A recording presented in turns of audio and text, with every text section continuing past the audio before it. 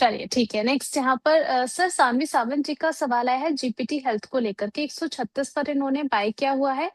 जानना चाह रही है कि अगर लॉन्ग टर्म के लिए अगर रखना हो उसे तो क्या होल्ड करके चल सकते हैं इस काउंटर को? डिस्क्लेमर है मैम, ये काउंटर मैंने बहुत पहले से अपने क्लाइंट लोगों के साथ में शेयर किया हुआ है और कंटिन्यूअसली इसके ऊपर, हालांकि ये ऊपरी लेवल पर काफी ऊपरी लेवल से काफी पीट भी चुका है ये स्टॉक। लेकिन हुँ, इनके ऑर्डर बुक्स बोल रहा हूँ, इनके जो सेटअप्स हैं और जिस तरीके का इनका जो एक्सपांशन अभी चल रहा है, उसको देखते हुए एक बात तो बिल्कुल साफ समझ में आती है कि काउंटर हुँ। में स्ट्रेंथ इनहेरेंट है। मार्केट के साथ में गिरा है ये काउंटर, लेकिन डेफिनेटली होल्ड करने की सलाह रहेगी। अगर आप ऐड कर सकते हैं तो जरूर ऊपरी लेवल पर डायरेक्शनल आप जो है उसमें एक्यूमुलेट करके चलिए। Okay sir same long term का ही व्यू इनका गेल को लेकर के भी है 148 पर इन्होंने बाय किया है। गेल, ये अभी देखिए मैम, जो ऑयल मार्केटिंग कंपनीज है, मैंने कहा ना कि ये थोड़ा सा डामाडोल की स्थिति हुँ, है।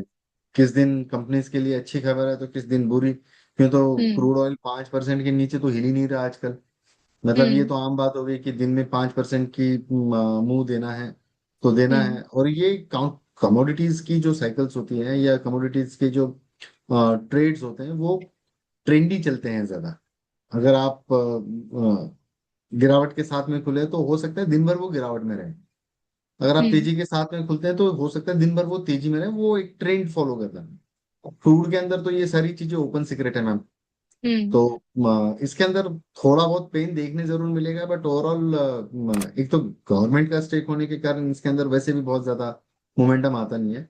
एक सौ हुँ। सत्तर पचहत्तर की इसकी रेंज है, वहां से वापस फिजल आउट हो सकता है ये काउंटर और वहां तक जा भी सकता है। चलिए ठीक है। यहाँ पर स्विंग ट्रेड के लिए ही एक और काउंटर निकल कर के आया है हमारे दर्शक के सवाल में। टाटा मोटर्स पैसेंजर व्हीकल इसको परचेज़ किया जा सकता है?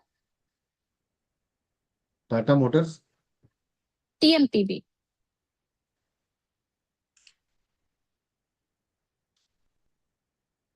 Pankaj sir if you don't mind मैं आपसे बस एक जी। छोटा-सा सवाल पूछना चाहूँगी। क्या मेरी आवाज़ आपको हल्की सुनाई दे रही है? हाँ जी मैम, काफी लो हाँ, ये हो रहा है। पर्टिकुलर जब आप कोई स्टॉक का नाम बता रही है उसी में दिक्कत हो रही है समझने में। अच्छा। चलिए मैं थोड़ा-सा लाउड कर लेती हूँ अपने आप को। जी जी। हाँ। टीएमपीवी टीएमपीवी जो है वो स्विंग ट्रेड के लिए लग रहा है आपको कि लिया जा सकता है?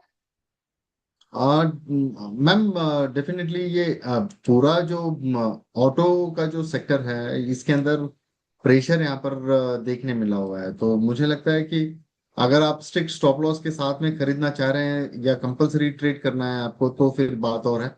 लेकिन हुँ। फिलहाल के लिए थोड़ा सा अवॉइड करिए, स्विंग ट्रेड के लिए काउंटर अभी रेडी नहीं है। स्विंग ट्रेड के लिए नहीं है। चलिए ठीक है। नेक्स्ट यहाँ पर कमल जी का सवाल आया है जियो फाइनेंस और अच्छा जियो फाइनेंस जो है क्या इसको बाय किया जा सकता है करंट लेवल पर? मैम इसी में भी थोड़ा सा भी और भी अवॉइड करने की सलाह रहेगी। मुझे लगता है कि एक बार मार्केट की डायरेक्शन जो है काउंटर के इर्द गिर्द घूमनी चाहिए। थोड़ा हुँ। सा रेजिलियंस भी दिखना चाहिए, तो उसके बाद में हम लोग जो है वो खरीदारी के मौके यहाँ पर ढूंढ सकते हैं। ओके यहाँ पर सर विप्रो इन्फोसिस आज इन सारे काउंटर्स को लेकर के हमारे बहुत सारे व्यूअर्स जो हैं वो सवाल पूछ रहे हैं कि क्या यहाँ पर नई एंट्री करनी चाहिए? अ, अब आपसे मैं चाहूंगी सर थोड़ा-सा हमारे व्यूअर्स को गाइड कीजिए कि आईटी को लेकर के अभी भी जो है वो रिस्क बना हुआ है, तो अब यहाँ से थोड़ा-सा दूर रहें क्योंकि अब आपके एक्सपीरियंस के ज़रिए अगर यहाँ पर लोग गाइड हो जाएँगे तो उनको ज़्यादा अच्छी तरीके से समझ आएगा कि अभी एंट्री लेवल्स बन भी रहे हैं या नहीं बन रहे हैं, कहीं ट्रैप ना हो जाए। मैं दो तीन चीजें रोशी जी मैं बता देता हूँ आपको कि देखिए, ये जियोपॉलिटिकल टेंशन अपनी जगह है, लेकिन इसके पहले जिस हिसाब से मार्केट गिर रहा था वहां पे थ्रेट क्या था? हुँ, वो जियोपॉलिटिकल नहीं था, वो एआई को लेकर थ्रेट था। एंथ्रोपिक हुँ, का जो है अभी देखिए परसों भी एक नया जो है वो एआई टूल की बात चल रही थी और उसके बाद में मार्केट के अंदर आईटी को लेकर एक बड़ी गिरावट यहाँ पर भी देखने मिली थी। अब सिंपल सी बात हुँ, समझ लीजिए कि एंथ्रोपिक जैसी कंपनी है, 2700 2800 एम्प्लॉयज उनके पास में है। हुँ, और इंडियन मार्केट का कंप्लीट आईटी यहाँ पे मिड कैप स्मॉल कैप और लार्ज कैप पूरे आईटी का कॉम्बो भी कर लेंगे तब भी उनका मार्केट कैप को हम लोग बीट नहीं कर पाएंगे अकेली कंपनी का। हम्म। तो क्या ये स्थिति सही होगी कि हम लोग देखिए, इंफोसिस जैसा काउंटर 50-50% टूट गया, टीसीएस जैसा काउंटर 50%, टाटा एलेक्सी जैसा काउंटर 45%। यहाँ पर नाम पे नहीं है, प्रोडक्ट की कोई वैल्यू बननी चाहिए। हम्म। इन्फोसिस विप्रो विप्रो तो पहले ही उसके मतलब परखच्चे उड़ चुके हैं, मतलब हम्म। अगर आप स्विंग आज की मूवमेंट देखकर अगर आप लेना चाहो तो वो ट्रैप है। हम्म।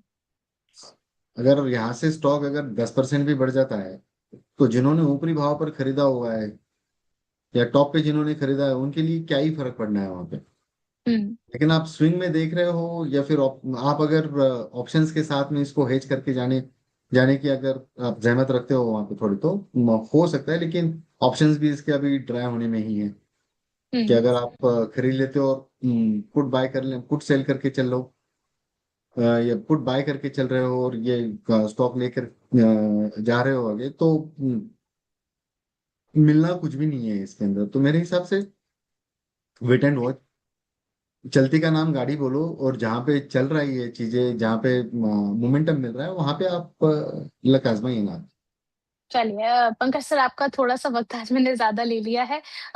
कई सारे सवाल जो थे वो आईटी स्टॉक्स को लेकर ही थे। अब मैं एक एक करके आपसे क्वेश्चन पूछती और आप भी सर थोड़ा सा जो है वो इरिटेट हो जाते कि देखिए एक ही सेक्टर पे जब बना है और व्यूअर्स के लिए भी फिर उनको लगता है कि हमारे सवाल नहीं लिए जा रहे हैं, तो उसके लिए बहुत बहुत शुक्रिया सर। आपने काफी हमारे व्यूअर्स को गाइड किया है। अब आपसे बस एक पोल क्वेश्चन और लेना चाहेंगे हम, इसके रिजल्ट का अ, आपका नजरिया क्या कुछ कहता है। सवाल था कि अगला ट्रेंड किस सेक्टर में बन सकता है, बैंकिंग, पावर, ऑटो या फार्मा। सबसे पहले आपसे समझना चाहेंगे आप किस सेक्टर की तरफ ज्यादा बुलिश है। मैं तो अभी फार्मा पहले, फिर मैं पावर, फिर आखिरी में बैंकिंग रहेगा मेरी तरफ से तो। आखिर में बैंकिंग प्लेस किया है आपने सर। यहाँ पर सबसे ज्यादा लोगों ने वोट बैंकिंग को दिया है 46%। देन फार्मा चूज किया है लोगों ने, उसके बाद 17% पावर है और ऑटो की तरफ 4% है।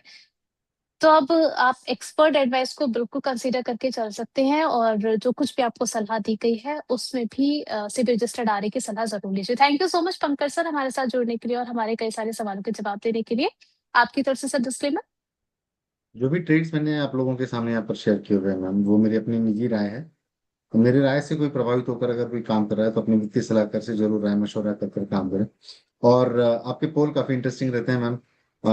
मैं तो बैंकिंग को मैं इसलिए आखिरी चरण पे रखा हूँ क्योंकि मैं क्रूड को काफी एलिवेट होते हुए देख रहा हूँ। हम्म। जब ये क्रूड एलिवेट होगा तो फाइनेंस से रिलेटेड जो भी इंडेक्स है सबसे बड़ा वो बैंक है, और वल्नरेबल सबसे बड़ी बैंक ही होगी। क्वार्टर 1 के रिजल्ट्स जो आएंगे वो 105 110 के आसपास जब क्रूड खेल रहा है, तो उसको ध्यान में रख के वो रिजल्ट्स आएंगे। तो ध्यान में रखना नहीं है वहां पे, तो मतलब वो क्लियर उसका ही इम्पैक्ट होना है।